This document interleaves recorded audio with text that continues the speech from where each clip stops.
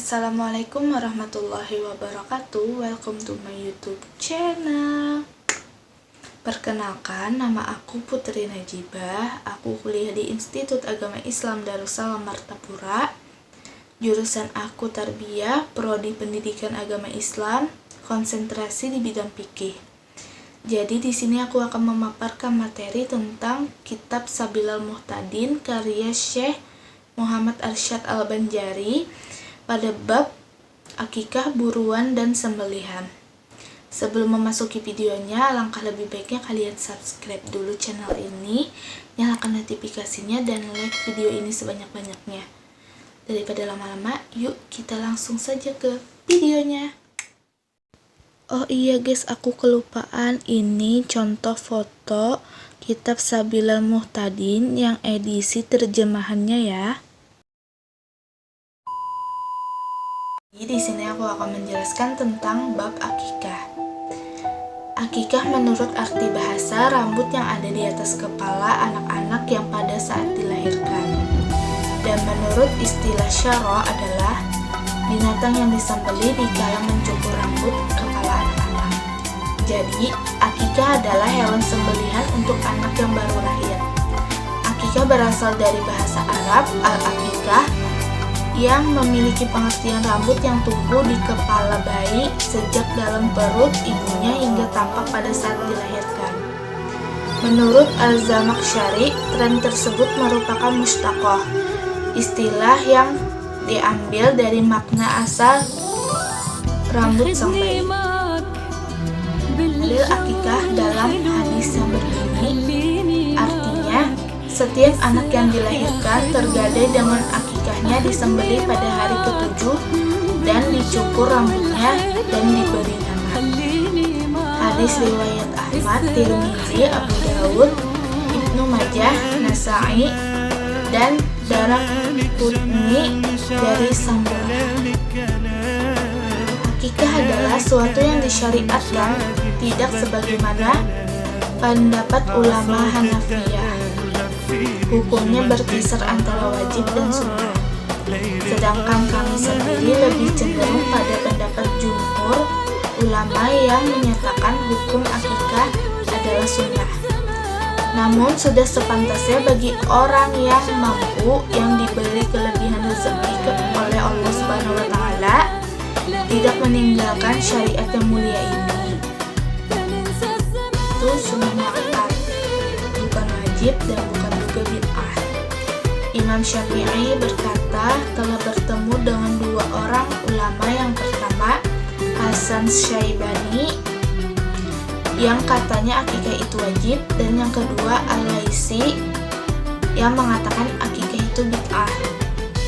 Dari uraian di atas dalam kitab Minhaj dan pendapat murid-murid Imam Syafi'i, jika ada yang menyembelih seekor kambing diniatkan kurban dan akikah, maka keduanya tidak sah. Inilah yang disebut oleh Ibnu Hajar di dalam kitab Tuhfah.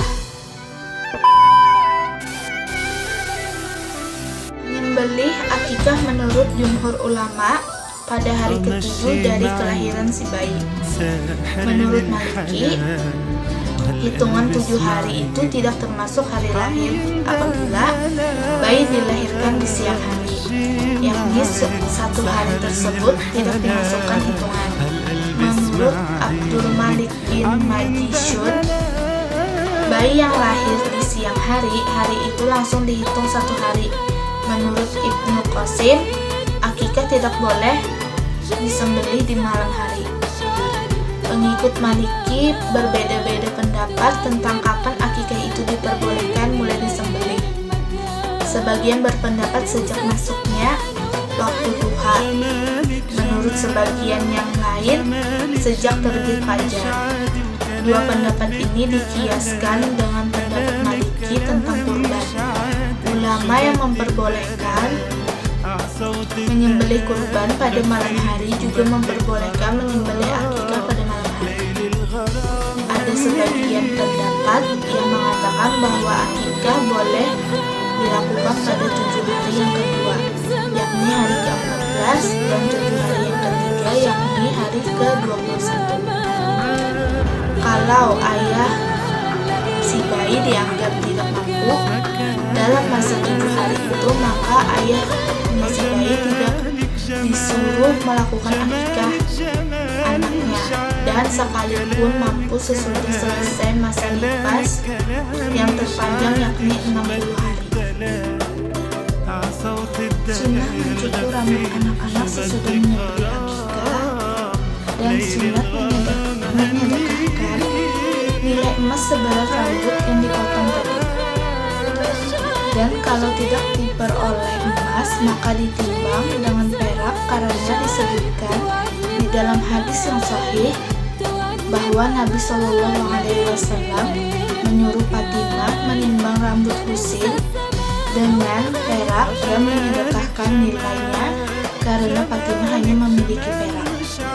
Kemudian Rasulullah Shallallahu Alaihi Wasallam memerintahkan memberikan tulang kaki akikah dan kias perak dengan emas lebih utama, dan juga perempuan dikiaskan dengan laki-laki. Hukum mengakikahi orang yang sudah meninggal menurut 4 mazhab. Pertama, menurut Imam Syafi'i, mesti ada meninggalkan wasiat. Kalau tidak ada wasiat, tidak usah dibuat. Kedua, menurut mazhab Hanafi, boleh dibuat tapi dagingnya tidak boleh dimakan, semua dibagikan ke fakir miskin. Ketiga, menurut mazhab Maliki, boleh tapi hukumnya makruh kalau tidak ada wasiat. Keempat, menurut mazhab Hambali, tidak perlu wasiat, boleh dibuat dan dagingnya boleh dimakan.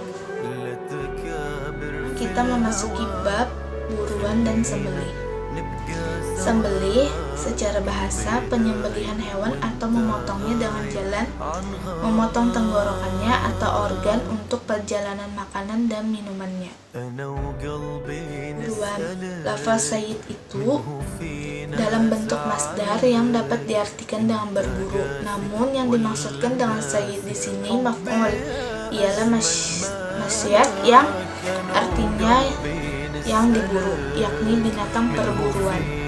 Sedangkan zabih adalah jamak dari kata zabihah yang berarti mazbihah ialah yang disembelih.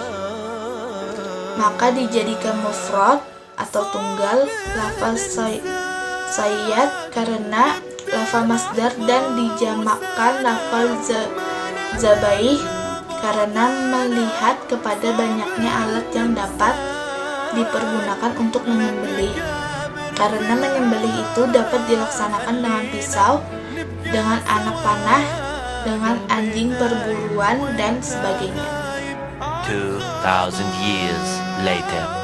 Rukun sembelihan yang pertama ada sembelihan atau zabhu, yang kedua yang menyembelih atau zabhi, yang ketiga yang disembelih atau zabhi, yang keempat alat yang dipergunakan untuk menyembelih atau alatul zabhi.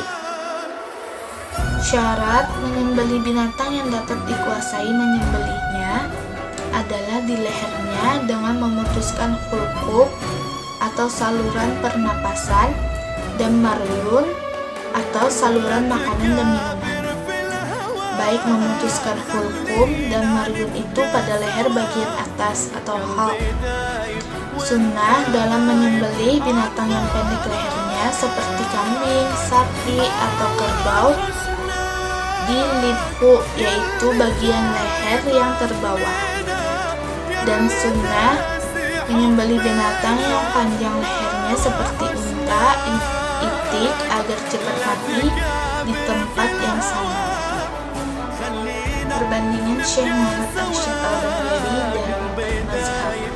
Menurut Syekh Muhammad Arsyad Al-Banjari, akikah bagi anak laki-laki 2 ekor kambing dan bagi anak perempuan 1 ekor kambing. Menurut Imam Hanafi, akikah bagi anak laki-laki 2 ekor kambing dan bagi anak perempuan 1 ekor kambing. Menurut Imam Maliki, anak laki-laki dan anak perempuan sama saja, yaitu 1 ekor kambing. Menurut Imam Syafi'i, akikah akikah bagi anak laki-laki 2 ekor kambing dan bagi anak perempuan 1 ekor kambing. Menurut Imam Hambali, akikah bagi anak laki-laki 2 ekor kambing dan bagi anak perempuan 1 ekor kambing.